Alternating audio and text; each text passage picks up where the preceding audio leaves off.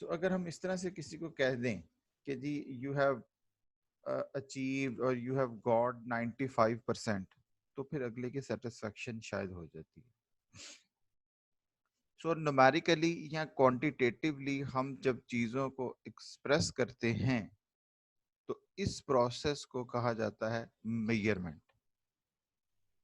ठीक है। So performance, again मैं दोबारा से रिपीट कर रहा हूँ, performance is a pure qualitative term, यानी कि इसमें क्वालिटी है। ठीक है। लेकिन अगर हम इसको क्वांटिटेटिवली एक्सप्रेस करेंगे तो इस प्रोसेस को हम कह सकते हैं कि हम इसको क्या कर रहे हैं, एक तो ट्रांसफॉर्म कर रहे हैं क्वांटिटी में, न्यूमेरिक्स में, और दूसरा हम इसको क्या कर रहे हैं, मेजर कर रहे हैं। याद रखिए किसी भी चीज को मैनेज करने के लिए, किसी भी चीज को मैनेज करने के लिए जब तक हमें उसकी मेजरमेंट ना पता हो तो हम उसको कंट्रोल नहीं कर सकते। अच्छा जी, एक मिनट सिर्फ होल्ड कीजिएगा। अब्बास साहब को मैंने कॉल की थी तो वो मुझे कॉल कर रहे हैं। ठीक है। हेलो, अस्सलाम वालेकुम।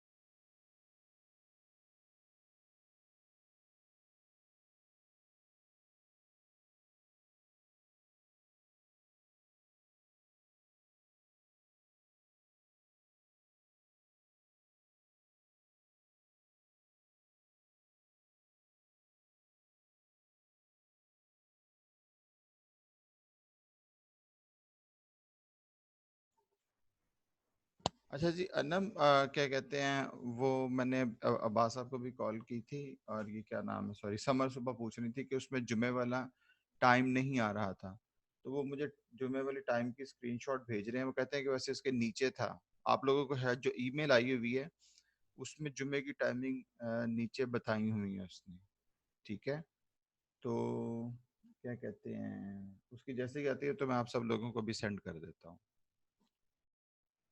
अच्छा जी, ओके। सो हमारे पास क्या कहते हैं, परफॉर्मेंस मेजरमेंट एंड कंट्रोल है जी आपके कोर्स पैक में, चैप्टर नंबर 11। ठीक है। ये 3 पार्ट्स में डिवाइड होता है। स्क्रीन में शेयर करने लगा हूँ जी, काइंडली सब लोग मुझे कंफर्म कर दीजिएगा। स्क्रीन विजिबल है जी, हमारे पास नजर आ रही है।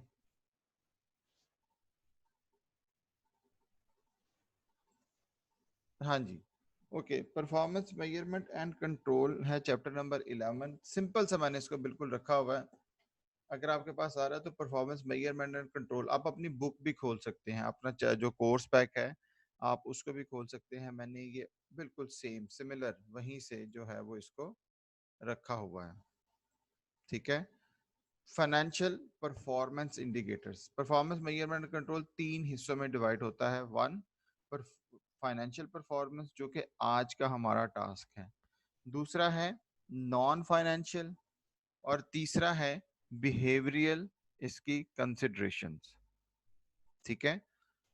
सो सबसे पहला क्या है जी, फाइनेंशियल परफॉर्मेंस इंडिकेटर्स। बिजनेस की जो परफॉर्मेंस है ये 2 पार्ट्स में डिवाइड होती है। इसकी मैं पहले एग्जांपल दे दूं। एक परफॉर्मेंस हमें नजर आती है कि जी सेल बहुत ज्यादा है। ठीक है। सेल बहुत ज़्यादा है, कॉस्ट थोड़ी है, हमारा प्रॉफिट ज़्यादा हो रहा है, हमारे पास एसेट इतने पड़े हुए हैं, हमने इतने लोगों से पैसे लेने हैं, हमने इतने लोगों के पैसे पे करने हैं। इस तरह की जब हम बात करेंगे तो ये सारी की सारी किस में आएगी जी, फाइनेंशियल परफॉर्मेंस इंडिकेटर्स में। लेकिन अगर मैं आपसे कहूँ कि जी हमारे जो प्रोडक्ट्स बेचते हैं इसके डिफेक्ट्स बहुत थोड़े आते हैं, ठीक है। कस्टमर को हमारे सेल्स सेंटर पे आके ज्यादा देर इंतजार नहीं करना पड़ता। अगर कोई कस्टमर हमें कंप्लेन करता है तो हमारा कंप्लेन करने का वापस, उसकी कंप्लेन को सही करने का वापस रिस्पांस टाइम बहुत थोड़ा है। तो इस तरह की मेजर्स अगर हम लेंगे या इस तरह के इंडिकेटर्स अगर हम बात कर रहे हों तो ये होगा नॉन फाइनेंशियल इंडिकेटर्स, ठीक है। सो फाइनेंशियल से मुराद क्या है, अब आप सिंपल कर लें, वो तमाम चीजें जो हमारी फाइनेंशियल स्टेटमेंट से हमें पता चलती हैं, ठीक है। दो ही चीजें होती हैं, एक हमारी फाइनेंशियल स्टेटमेंट्स हैं और दूसरा हमें मार्केट में बताया जाता है। मार्केट से हमें शेयर प्राइस पता चल जाती है कि जी हमारी कंपनी का जो शेयर है उसका क्या कहते हैं कीमत अगर ज्यादा हो रही है दैट्स वेरी गुड, कम हो रही है तो इसका मतलब है there is a point of concern, हमें उसको देखना पड़ेगा, ठीक है। और इन कार्ड शॉर्ट अगर हमें बैलेंस शीट से, इनकम स्टेटमेंट से जो चीजें हम लेते हैं, ठीक है, इसको हम कहते हैं कि जी ये तमाम वो इंडिकेटर्स हैं जो कि हमारी परफॉर्मेंस को बताते हैं इन टर्म्स ऑफ फाइनेंशियल। लेकिन वो तमाम चीजें जो कि हमारे क्वालिटेटिव एस्पेक्ट्स को बताती हैं, ठीक है। जिस तरह से मैंने अभी कहा कि जी customer waiting time, delivery time, ठीक है, कस्टमर को अब जब आपका जो रिस्पांस टाइम है वो क्या होता है, डिफेक्ट्स कितने आते हैं, आपको दोबारा कितना काम करना पड़ता है, कितनी स्पॉइलेज हो रही है, ठीक है। तो ये सारी की सारी चीजें किस में आएंगी, नॉन फाइनेंशियल इंडिकेटर्स में। तो आज का हमारा टास्क क्या है, first one which is financial performance indicators. आप लोगों ने ऑलरेडी रेशियो एनालिसिस के नाम से इस चीज को पढ़ा होगा, ठीक है। तो हम क्या कहते हैं उसी तरह से उसी को लेकर चलते हैं, लेकिन इसमें थोड़ा सा इसका जो स्पेक्ट्रम है वो थोड़ा सा ब्रॉड होगा, ठीक है। फाइनेंशियल परफॉर्मेंस इंडिकेटर्स, ये जो नीचे मैंने एरियाज बताए, ठीक है, हमारे पास ये एरियाज आपको जो नजर आ रहे हैं, फर्स्ट एरिया अगर मेरे पास वाइट बोर्ड होता तो मैं इसको ड्रॉ करके बताता कि जी हम अपने बिजनेस का सर्कल है और उस बिजनेस के सर्कल पे हम इसको किस तरह से जो है ड्रॉ कर सकते हैं। तो उसमें पहला एरिया जो सबसे ज्यादा इंपॉर्टेंट है विच इज कॉल्ड प्रॉफिटेबिलिटी। अभी आगे हम इसको देखते हैं कि जी डिफरेंट एरियाज के आगे मेयर्स किस तरह से हम लेंगे। पहला एरिया है प्रॉफिटेबिलिटी, दूसरा एरिया क्या है, लिक्विडिटी। लिक्विडिटी से मुराद कैश है, बिजनेस की ब्लड लाइन, ठीक है। बिजनेस की ब्लड लाइन, एक ह्यूमन बीइंग की जो हेल्थ है उसका मेन इंडिकेटर उसका ब्लड होता है। इसी तरह से जो बिजनेस है, कंपनीज हैं, अगर इनके प्रॉफिट्स बहुत ज्यादा अच्छे शो हो रहे हों लेकिन बाद में पता चले कि जी at the end of the month they are unable to pay their salaries, तो यू कैन नॉट इमेजिन कि जो कंपनी है उसको दूसरे लोगों से इतना ज्यादा नुकसान शायद ना होता हो, उसके अपने एम्प्लॉयज से उनका बहुत ज्यादा नुकसान हो सकता है, ठीक है। सो जो वर्ड ऑफ माउथ है वो इतना क्विक ट्रेवल करता है कि यू कैन नॉट इमेजिन। जिस एम्प्लॉय को सैलरी नहीं मिलेगी उसके बच्चों की फीस नहीं जाएगी, उसकी ग्रोसरीज नहीं आएंगी, उसके घर की कई जरूरियात रुक जाएंगी, जहां पे भी जाएगा सबसे पहला क्लेम उसका होगा कि जी मुझे सैलरी नहीं मिल रही। आपकी ऑर्गेनाइजेशन कौन सी है, फलां ऑर्गेनाइजेशन है। तो एकदम से पैनिक जो है वो फैल जाता है और ऑर्गेनाइजेशन की इमेज, उसकी रेप्यूट, उसकी गुडविल जो है वो एकदम से नीचे आ जाती है। सो लिक्विडिटी बहुत थोड़ा एरिया होता है लेकिन बहुत ज्यादा इसका कंट्रोल होता है बिजनेस के ऊपर। एफिशिएंसी तीसरी, कि जी हम कितना एफिशिएंट हैं अपने रिसोर्सेज को मैनेज करने में। अभी हम देखेंगे कि जी व्हाट आर द रिसोर्सेज, कौन कौन से इसमें आएंगे। नेक्स्ट वन क्या है जी, गियरिंग। गियरिंग या अपने पास इसको लिख लीजिए डेट, आसान वर्ड्स में कर्ज, यानी कि हम किस तरह से अपने लोन को, जो कि हमारे लिए ज़रूरी हो जाता है बाज़ औक़ात, बिकॉज हमारे पास इतने ज़्यादा रिसोर्सेज नहीं होते, इतने सफिशेंट हमारे पास मीन्स नहीं होते, ज़रिए नहीं होते कि हम हर चीज़ के लिए अपने पास से ही पैसा जो है वो इंजेक्ट करते जाएं। तो we need to go to banks, financial institutions या डिफरेंट लोगों के पास जाना पड़ता है so to get financing for the business या किसी वेंचर के लिए या किसी प्रोजेक्ट के लिए। तो इस टर्म को कहा जाता है गियरिंग, ठीक है। तो अगर एक कंपनी के 50% अपना है, 50% बाहर का है, we can say this is a moderating company, यानी कि आधा आधा काम है। लेकिन अगर बाहर के 70% लग जाएं और हमारे सिर्फ 30% हो, तो फिर पॉइंट जो है वो प्रॉब्लम आ जाती है कि जी ये कंपनी किसी वक्त भी, जो जिसने कर्जा दिया हुआ है या जो बैंक है, वो किसी भी इस कंपनी को टेक ओवर कर सकते हैं। Fifth aspect of the business बहुत ज्यादा है जी, शेयर होल्डर्स के पॉइंट ऑफ व्यू से, because they are the owners of the business. तो ऑब्वियसली बिजनेस का जो मेन कंसर्न क्या होता है कि जी ठीक है, प्रॉफिट मैक्सिमाइज करना, प्रॉफिट मैक्सिमाइज करना, ठीक है। लेकिन इससे भी एक बड़ा सिनेरियो होता है कि कंपनी के शेयर की वैल्यू को मैक्सिमाइज करना।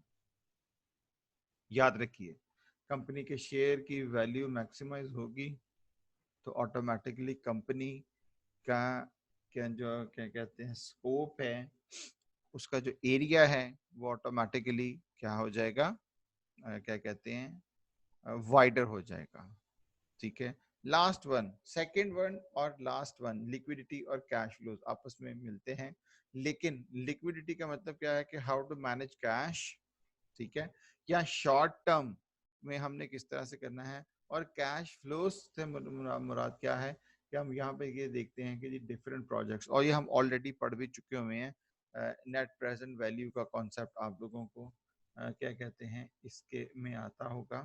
तो इसको हम सिर्फ यहाँ पे डिस्कस करेंगे, लेकिन ऊपर वाले 5 एरियाज को, प्रॉफिटेबिलिटी, लिक्विडिटी, एफिशिएंसी, गियरिंग और शेयर होल्डर वेल्थ, इसको एक्चुअली कैलकुलेट करके देख लेंगे कि हम अगर बिजनेस के हमारे पास फाइनेंशियल स्टेटमेंट्स आए, ठीक है, तो in terms of performance management, in terms of performance management हम उसको किस तरह से जो है वो स्टडी कर सकते हैं।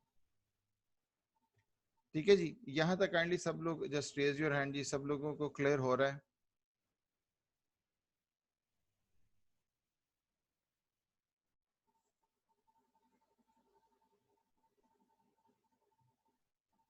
बाकी सब लोग यहीं पे हैं कि सोए में हैं कंप्यूटर ऑन करके? बिलाल, अनम, तैयब, मोहसिन।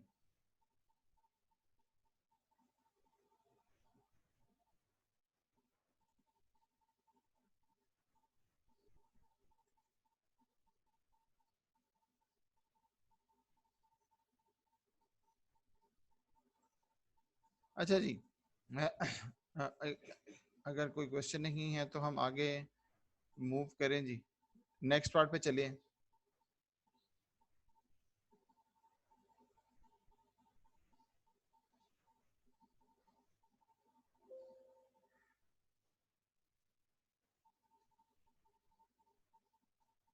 ओके जी, सो हमारा जो नेक्स्ट है क्या कहते हैं area, which is it is called profitability, ठीक है। प्रॉफिटेबिलिटी को हम चार में चीज़ों से ऑलरेडी हमें पता भी है कि हम इसको क्या करते हैं, चार मेन एरियाज हैं जी इसके। फर्स्ट वन क्या है, ग्रॉस प्रॉफिट मार्जिन। नेक्स्ट क्या है, नेट प्रॉफिट मार्जिन।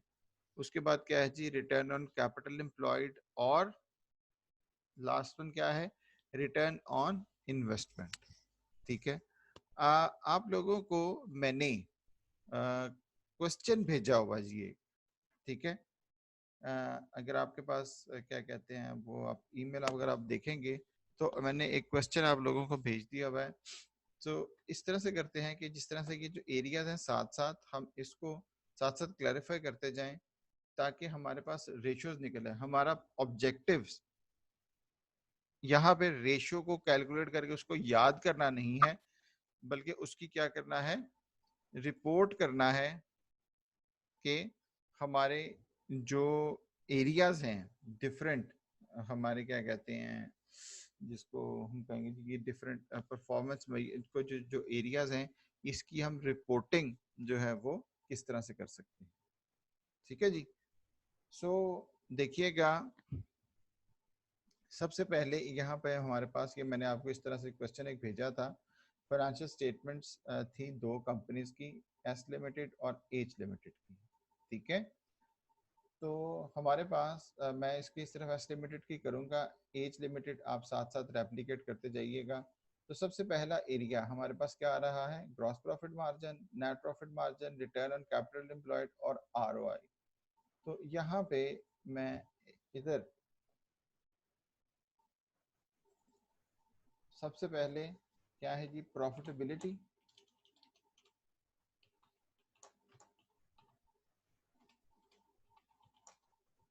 और प्रॉफिटेबिलिटी में हमारे पास क्या है, gross profit margin.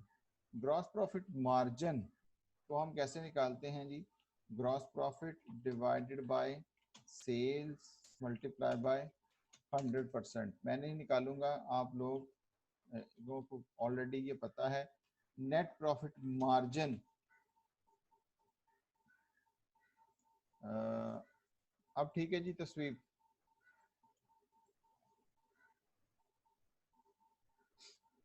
Okay, gross profit margin किसके इक्वल है, equals to gross profit divided by sales into 100। Net profit margin क्या है जी, that is equal to net profit divided by sales into 100। ठीक है।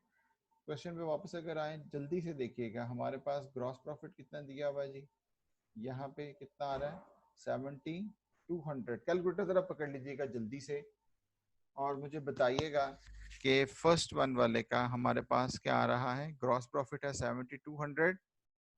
ठीक है। और सेल्स है कितनी, 60,000 की। अरशद, समर, ठीक है, शाबाश, मजर, तस्वीर, सही है, शाबाश। सब लोग जल्दी से जी, अब सब लोगों ने कैलकुलेशन करनी है क्योंकि मैंने सिर्फ बताना है, कैलकुलेशन आप लोगों ने करनी है। तो अगर हम यहाँ पे इसको मैं यहाँ पे लिख लेता हूँ जी, एस लिमिटेड। तो आंसर बता रहे हैं जी आप लोग 45%, ऐसा ही है जी। सो ग्रॉस प्रॉफिट मार्जिन, ठीक है। अभी यहाँ पे इसकी जो मैं इसको यहाँ पे लिखता हूँ जी, इंटरप्रिटेशन या इसकी अंडरस्टैंडिंग। ठीक है जी तस्वीर। अच्छा ये दूसरे की निकाली है आपने, अच्छा जी ठीक है। ठीक है, इसकी जो अंडरस्टैंडिंग है वो क्या है, 45% का मतलब क्या होना क्या है जी, इसमें याद रखिए। इफ मैं एग्जांपल बता रहा हूँ, if for example we have sales price, sales price, हाँ जी ठीक है, थैंक यू वेरी मच जी अनम। सेल प्राइस इज, हमारे पास सेल प्राइस कितनी है जी, 100 रुपीज। ठीक है। If we have a sale price of 100, we have GP of 45, means कि जो कॉस्ट है वो क्या है, 100 minus 45, that is equal to 55। तो मतलब क्या हुआ कि हमारे पास जो कॉस्ट है हमारे पास जो कॉस्ट है वो कितनी है, 55 है। हम एक चीज 100 की बेचते हैं तो उसमें हमारा ग्रॉस प्रॉफिट का मार्जिन कितना है, 45। ठीक हो गया। तो ये है इसकी इनिशियल अंडरस्टैंडिंग। आगे अगर हम चलें तो अगला क्या है जी, नेट प्रॉफिट मार्जिन। तो नेट प्रॉफिट मार्जिन में हमारे पास ये देखिए, ये वाला प्रॉफिट, ये नेट प्रॉफिट। रिटेन प्रॉफिट कभी नहीं लेना जी, याद रखिएगा, रिटेन प्रॉफिट नहीं लेना इसमें। नेट प्रॉफिट कितना है जी, 2160। कितना है, 2160। ठीक है, ये हमारे पास है नेट प्रॉफिट आफ्टर टैक्स, और इसको डिवाइड कर दीजिएगा जी 16,000 पे। तो अब आप लोगों को पता होगा इसका 2160, ठीक है, is equal to 2160 multiply by क्या है, 16,000, सॉरी जी, मल्टीप्लाई नहीं होगा, डिवाइड होगा, कितना, सो 13.5%, 13.5% हमारे पास क्या निकल आया। हाँ जी, थैंक यू वेरी मच जी, 13.5% हमारे पास क्या निकल आएगा। Thank you very much Furqan. हमारे पास नेट प्रॉफिट आ जाएगा। अब सिर्फ यहाँ पे इसकी अंडरस्टैंडिंग समझ लीजिएगा। ऊपर हमें जीपी कितना नजर आ रहा है, जीपी हमें नजर आ रहा है 45%, और नीचे नेट प्रॉफिट कितना नजर आ रहा है, 13.5%। ठीक है, तो इसका मतलब क्या हुआ, इसका मतलब क्या है जी, इसका मतलब है कि इन दोनों का जो डिफरेंस आ रहा है, इन दोनों का जो डिफरेंस आ रहा है वो किस वजह से है, वो इस वजह से है कि इसके दरमियान में, यहाँ पे मैं लिख रहा हूँ जी, इसके दरमियान में हमारे क्या हैं, operating and other expenses, operating and other expenses जो हैं ये हमारे यहाँ पे क्या करते हैं, ऑपरेट करते हैं। तो इसका मतलब क्या हुआ कि अगर मैं 45 का, ज़रा जल्दी से डिफरेंस निकालिएगा, 45 माइनस कीजिएगा 13.5, कितना आंसर आएगा, 45 माइनस 13.5,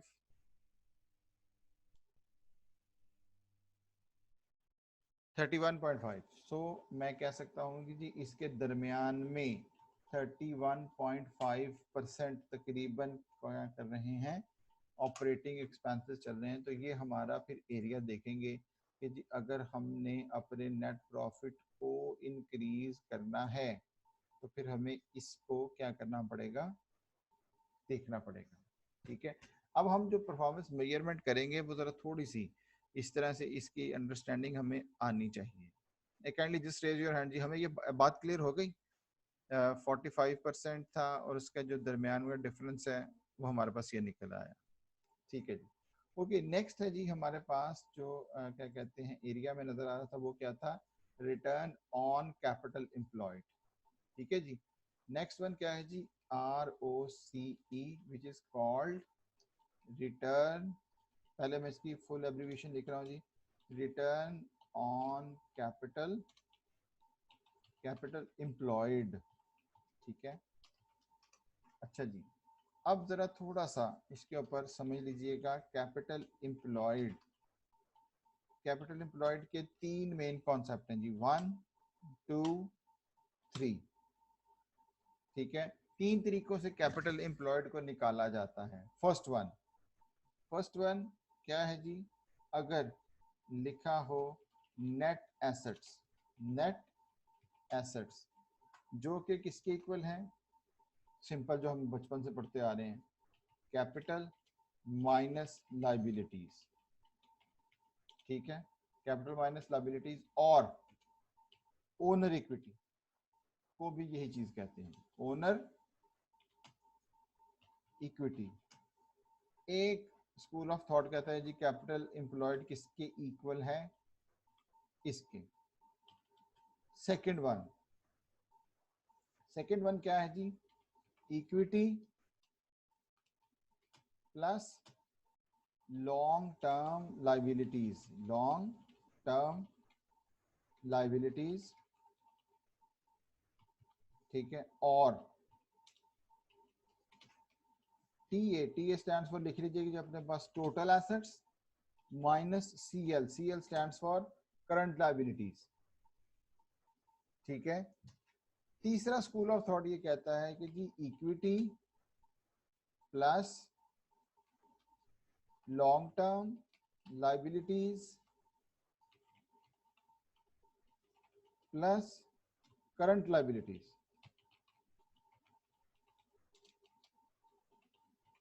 ठीक है। अब यहाँ पे ये क्योंकि आपको मैंने इसलिए बताया क्योंकि कल को आपको ये कोई डिफरेंट बुक्स पढ़ें तो आपके पास ये तीनों चीजें नजर आएंगी। सो याद रखिए जो सबसे ऑथेंटिकेटेड या जो हमने करना है वो कौन सा है जी, ये वाला, दिस वन, ठीक है। मैंने इसको ग्रीन कर दिया। तो जो हम इसमें यहाँ पर लेके चलेंगे वो क्या होगा, दो चीजें हैं, आप इसको दोनों तरीकों से किसी से भी निकाल सकते हैं, इक्विटी लॉन्ग टर्म लायबिलिटीज, ठीक है। तो मैंने यहाँ पे इसको टिक भी कर दिया कि ये हमारे लिए क्या है। इसका ये मतलब नहीं कि बाकी गलत है, लेकिन जो एक्सेप्टेबल है वो ये है, सही है जी। तो रिटर्न ऑन कैपिटल एम्प्लॉयड अब किसके इक्वल है, फॉर्मूला लिख लीजिएगा अपने पास, that is equal to net profit, net profit before interest INT and tax divided by capital employed. मैंने इसकी एब्रिविएशन यूज कर दी यहाँ पे, कैपिटल एम्प्लॉयड मल्टीप्लाई बाय 100, इसको एक्सप्रेस करते हैं हम 100 में, ठीक है जी। Net profit before INT stands for interest और क्या है, tax, divided by capital employed multiply by क्या है जी, 100। ओके, सो क्वेश्चन में अगर वापस आए जल्दी से तो हमने कौन से वाला लेना है, नेट प्रॉफिट बिफोर टैक्स नहीं लेना जी, net profit before interest and tax.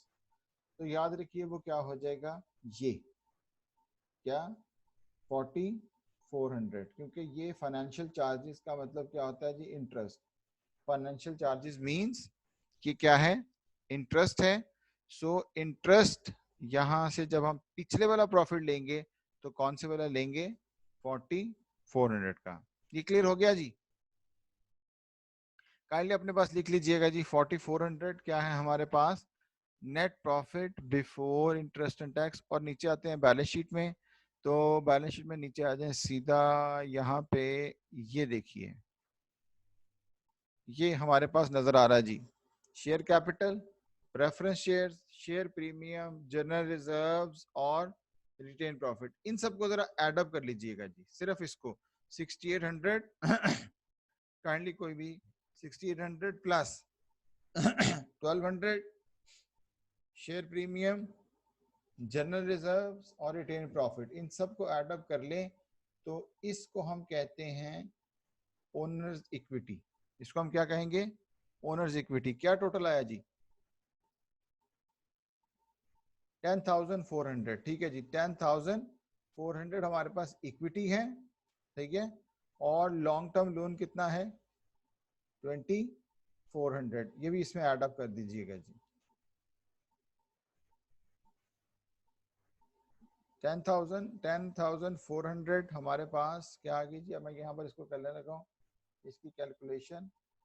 Equity question में हमने निकाली है कितनी, 10,400, और लोन है हमारे पास कितना, 2400, ठीक है। तो आंसर इसका टोटल आ गया, इकट्ठा सम कर दिया मैंने, कितना आ गया जी, 12,800। और एक और तरीके से भी हम देख सकते थे, किस तरह से,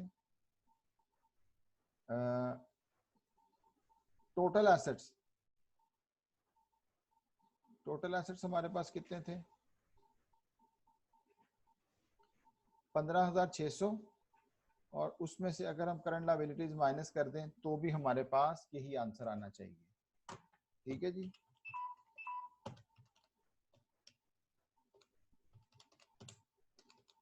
हाँ जी 15,600 माइनस 2,800, तो भी हमारे पास आंसर जो है वो यही आना चाहिए।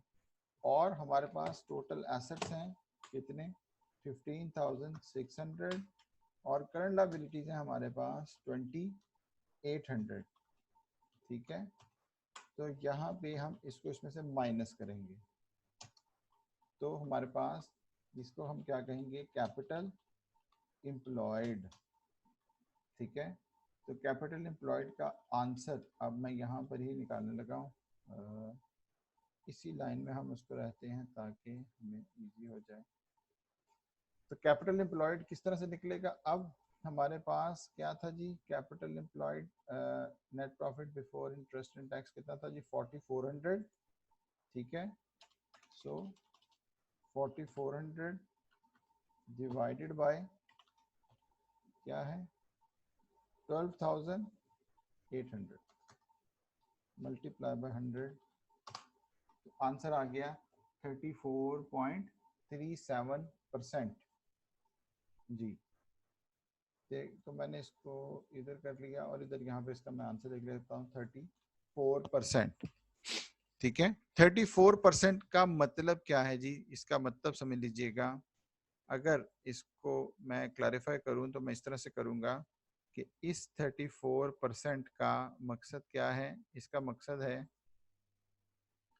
कि जो हमारे पास पैसे लगे हुए हैं इसके ऊपर हम दो तरह से हमने फाइनेंसिंग की हुई है, एक अपने पैसे लगाए हुए हैं और एक कौन से पैसे लगाए हुए हैं कि बाहर से पैसे लेके लगाए हुए हैं। सो इफ वी हैव $100 हमने इन्वेस्टमेंट की हुई है, हमने पैसे लगाए हुए हैं फाइनेंस से, कोई $100 क्या है finance, we are getting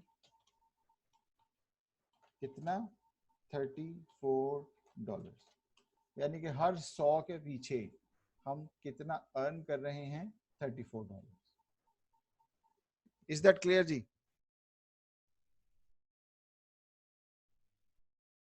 just raise your hand जी, काइंडली सब लोग मुझे बताते जाइएगा। शाबाश जी। सो यहाँ पे मैं एक सिर्फ मिनट दीजिए मुझे, डेस्कटॉप पे मैं इसको सेव कर लूँ।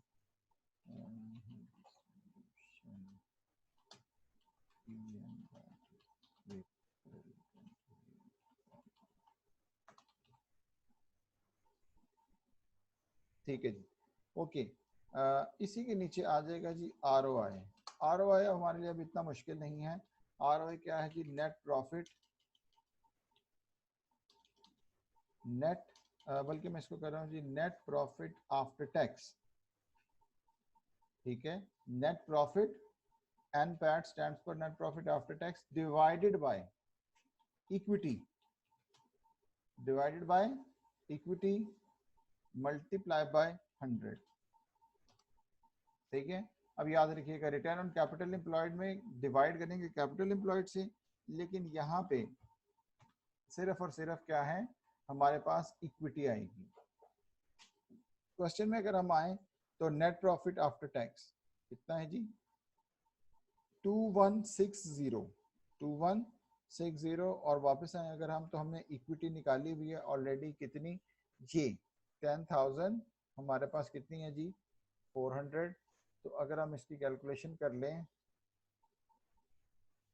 ठीक है, अगर हम इसकी कैलकुलेशन कर लें तो हमारे पास कितना था प्रॉफिट, प्रॉफिट है जी हमारे पास 2160 डिवाइडेड बाय 10,400 मल्टीप्लाई बाय 100। अब हमारे पास इसका आंसर आ गया कितना 20, और हम इसको प्रिसाइसली कह सकते हैं 21%। मतलब इसका सेम वही है कि जी फॉर एवरी $100, कौन सा सिर्फ हमारा अपना, for every $100 of equity we get कितना 21। तो मतलब क्या हुआ कि 100 और 21, 100 और 21 का जो डिफरेंस है 100 माइनस 21 का डिफरेंस कितना है 79। तो ये 79 फिर हमारे सारे के सारे कहाँ पे चले जाते हैं, एक्सपेंसेस में। ठीक है कि 100 और 21 का डिफरेंस किस में आ गया, एक्सपेंसेस। सही हो गया। इसमें सारे एक्सपेंसेस में हमारे पास फाइनेंशियल चार्जेस भी हैं, एक्सपेंसेस में हमारे पास इंटरेस्ट भी है, वो टैक्स भी है। ठीक है, तो 100 माइनस 21 जब हमने किया तो कितना आ गया, तो ये हमारा जो फर्स्ट एरिया क्या था जी, प्रॉफिटेबिलिटी। ठीक है, ये प्रॉफिटेबिलिटी में gross profit margin, net profit margin, return on capital employed, और अगला क्या है, आरओआई। अगर हम आगे आगे आगे आए तो प्रॉफिटेबिलिटी के बाद दूसरा एरिया कौन सा है, सिंपल है, आप लोगों ने ऑलरेडी किया हुआ है, इट्स कॉल्ड लिक्विडिटी। लिक्विडिटी को हम दो मेन तरीकों से मेजर करते हैं, one which is called current ratio and the other one which is called quick ratio. क्योंकि रोजे हैं तो हमने अपने काम को थोड़ा सा जो है वो सिंपल भी रखा, तो इस वजह से हम इसको थोड़ा सा जल्दी भी कर देंगे। लिक्विडिटी में सबसे पहले क्या है जी, करंट रेशियो। ठीक है, और करंट रेशियो को हम कैसे से निकालते हैं, simple, current assets divided by current liabilities, current assets divided by current liabilities. ठीक है, अच्छा, और इसके साथ ही देख लेते हैं जी क्विक रेशियो। ऑलरेडी आप लोगों ने ये चीज़ें तो हर बचपन से पढ़ी होंगी, अब मैं इसकी एब्रीविएशन यूज करता हूँ, current assets minus stock divided by current liabilities. ठीक है, लिक्विडिटी को हम क्या कहते हैं जी, शॉर्ट टर्म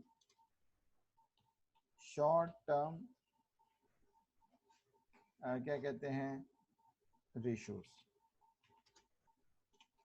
शॉर्ट टर्म का मतलब क्या होता है, शॉर्ट टर्म का मतलब होता है less then in a year, less than a year. Question में अगर हम आए तो बैलेंस शीट में हमें नजर आ रहे हैं जी करंट एसेट्स कितने, ये देखिएगा, stock, receivables, short term securities. Short term securities का मतलब होता है हमारे पास कोई ऐसी सिक्योरिटीज है बैंक की जो कि हम एकदम से बेचना चाहें तो हम, हाँ जी Furqan thank you very much, उसको जल्दी से बेच सकते हैं कैश। तो करंट एसेट्स हैं हमारे पास कितने, 3600, और नीचे करंट लायबिलिटीज हैं हमारे पास, ये देखिए कितनी, 2800। तो अगर हम जल्दी से इधर आए तो यहाँ पे इसको निकाल लेते हैं, कितना, 3600 था जी करंट एसेट्स डिवाइडेड बाय 2800, तो हमारे पास आंसर आ गया कितना, 1.28। 1.28 मीन्स क्या है इसका, for every $1 of liability, liability का मतलब करंट लाइबिलिटी, वी हैव $1.28। ठीक है, मसलन हमारे हर ₹1 को देने के लिए हमारे पास कितना है जी, 1.28। सो मोर देन 1 जो होती है करंट रेशो, ठीक है, more than 1 it's good, more than 1 अगर इसका आंसर आए, ठीक है, इस गुड का हम क्या कह सकते हैं, इसको वेरी गुड कह सकते हैं। ठीक है, 1 के इक्वल हो, इक्वल्स टू 1, ठीक है, स्टैंड्स गुड, बड़ी अच्छी है जी। ठीक है, और अगर ऑलमोस्ट 0.9 के इक्वल भी हो, 0.90 to 1 हो, तो भी we can say this is considered as satisfactory, कोई इतने ज्यादा मसले वाली चीज नहीं है। सही है, करंट रेशियो हमारे पास अगर 1 से ज्यादा हो बहुत अच्छा है, 1 के इक्वल हो तो भी ठीक है, 0.9 हो तो भी सही है, बिकॉज उसकी रीजन ये है कि जरूरी नहीं है कि हम बहुत ज्यादा, कुछ लोगों की रेशियो आती है 4:1। ठीक है, इसको बेसिकली लिखा इस तरह जाता है कि जी 1.28:1। ठीक है, याद रखिए इसको लिखेंगे हम इस तरह से, ये जिस तरह से मैंने लिखा है ना यहाँ पे, 1.28 रेशो 1 मीन्स के हर 1 रुपए का देने के लिए हमारे पास क्या है, हमारी जो क्या कहते हैं वर्थ है वो 1 से ज्यादा है। यानी कि शॉर्ट टर्म का क्या मतलब है, अगर अभी इसी वक्त मेरा कारोबार खत्म हो जाए और मेरे क्रेडिटर्स मेरे सामने मेरे बाहर आके खड़े हो जाएं, so there is no need to worry, मैं अपने इन एसेट्स को बेच बूझ के किसी तरह से ये लाइबिलिटीज को क्या कर सकता हूँ, मैनेज कर सकता हूँ। लेकिन अगर ये 0.5 0.6 होगी तो फिर मुझे सोचने की जरूरत है। उसकी वजह ये कि फिर मेरा लिए ये मैनेज करना क्या हो जाएगा, मुश्किल हो जाएगा। ओके जी, नेक्स्ट वन क्या है जी, क्विक रेशियो लास्ट, बस आज की हमारी रेशियो होगी, उसके बाद बाकी के जो एरियाज हैं उसको हम नेक्स्ट क्लास में करेंगे। तो क्या है हमारे पास, करंट एसेट्स है जी हमारे पास कितने 3600, स्टॉक कितने का था 400 का, और करंट लायबिलिटीज हम ऑलरेडी निकाल चुके हैं 2800। सो इसको पहले कैलकुलेट कर लेते हैं किस तरह से जी, is equal to this 3600 minus 400 divided by 2800। So answer आया कितना 1.14। लिखेंगे किस तरह से 1.14 रेशो 1। ये हमारे पास क्या आया जी, इस तरह से करके हमारे पास ये आ गया 1.4 रेशो 1। स्टॉक को माइनस क्यों करते हैं, ठीक है, वाई। तो याद रखिए जी, स्टॉक को हम माइनस इसलिए करते हैं बिकॉज अगर हमारा स्टॉक सही तरह से बिक रहा होता तो हमें अपने बिजनेस को बंद करने की कभी भी जरूरत पेश ना आती, ठीक है। सो इन अदर वर्ड, स्टॉक बिक तो जाता है लेकिन इतनी जल्दी नहीं बिकता। सो वी कैन से कि स्टॉक इज, ठीक है, is not a true liquid item, ठीक है। सो दैट इज वाई हम एकदम से स्टॉक को माइनस कर देते हैं। हाँ जी बिल्कुल सही है मजर, थैंक यू वेरी मच। ये भी हो सकता है, ऑब्सोलीट भी हो सकता है, आउट ऑफ फैशन भी हो सकता है, ठीक है, and there could be so many things, ठीक है। और सिंपल सी बात यह है ना कि अगर हमारी चीजें बिक रही होंगी तो हमें तो कभी भी इन रेशियोज की तरफ जाना नहीं पड़ेगा, ठीक हो गया। सो याद रखिए कि जो स्टॉक को हमने क्या किया, एक दफा जरा माइनस करके देखा तो भी हमारी जो सिचुएशन है वो इतनी ज्यादा बुरी नहीं है, इतनी ज्यादा बुरी नहीं बल्कि इट्स वेरी गुड। क्राइटेरिया यही रहेगा, जो क्राइटेरिया है वो सेम यही वाला क्राइटेरिया होगा, सेम एज करंट रेशियो, ठीक है। मीन क्या कहते हैं, ग्रेटर देन 1, दूसरा 1:1, और तीसरा क्या है कि 1 इज लेस देन, अगर होगा तो ये हमारे पास क्या होगा, वेरी गुड। ये हमारे पास क्या होगा जी, गुड होगा।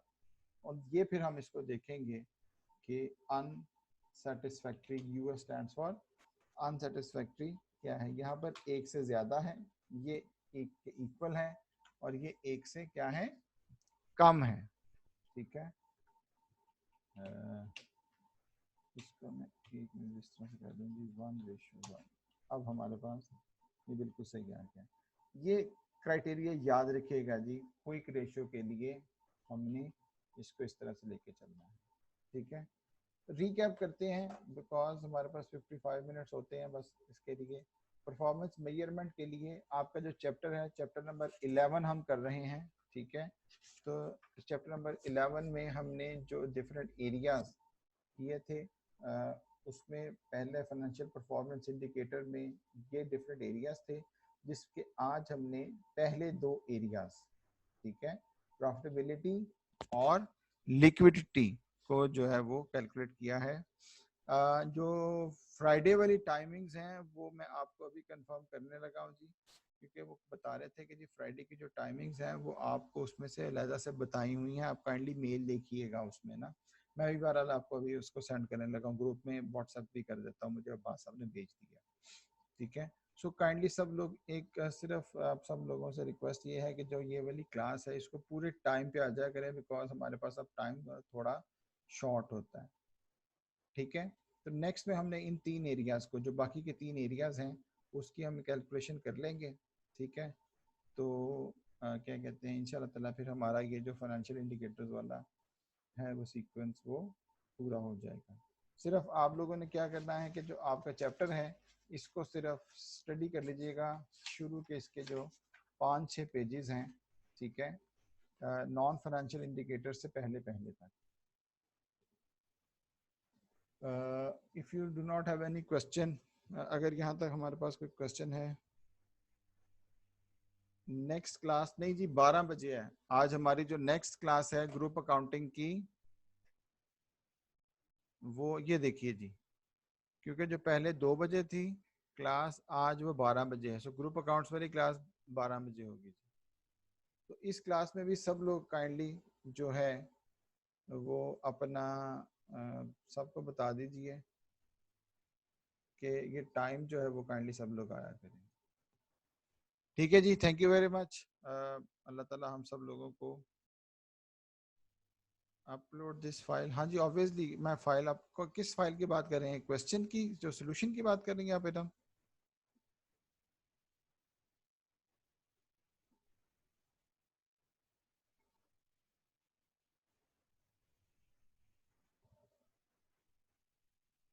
हाँ जी, मैं वो पीपीटी की जी, मैं बिल्कुल हर क्लास जो है वो हर चीज़ मैं उसके ऊपर रख रहा हूँ।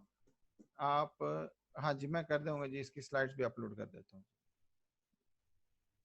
ठीक है जी, thank you very much. Allah ताला हम सबको महफूज रखे और क्या कहते हैं, रोज़े हमारे अच्छी तरह से गुजरे जी। नेक्स्ट टाइम इंशाअल्लाह ताला फिर नेक्स्ट क्लास में मिलते हैं।